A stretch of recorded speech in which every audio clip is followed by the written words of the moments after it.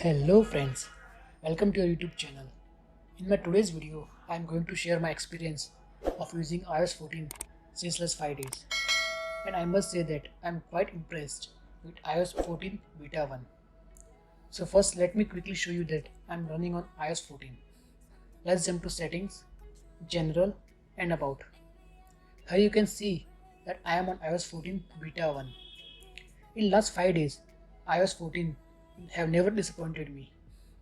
I never felt any issues except one respring, and I think which is not a deal breaker. But one major issue which I would like to highlight is that I was not able to make a conference call on iOS 14, and this can be a deal breaker feature for many of you guys who use conference call every day.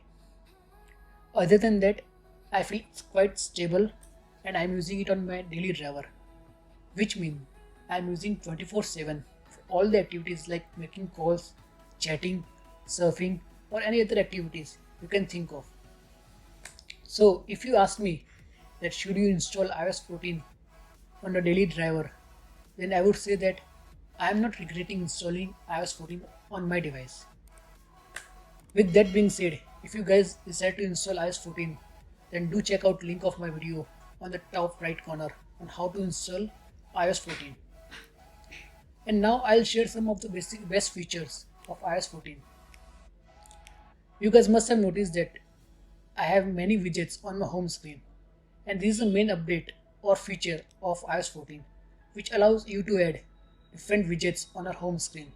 You can have weather, calendar, battery, and many other widgets on your phone. Second feature is back tap, which allows you to set up different action on double tap or triple tap on the back of your phone. You can lock your screen, bring down a notification center, and do many other actions or activities just by tapping at the back of your phone. Third feature is picture-in-picture mode. This feature allows you to watch video even when you exit Safari. This is one of the best features, as you can see videos on YouTube and other video sites while doing normal activities on your phone, just like now I am doing. Fourth feature is app library. App library automatically groups all your app in one page into different categories and proves to be very handy to find any app on your device in case you have a lot of apps on the device.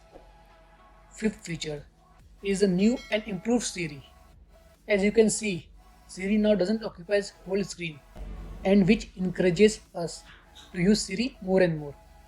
So these are the 5 main updates in iOS 14 which you will notice and surely enjoy using.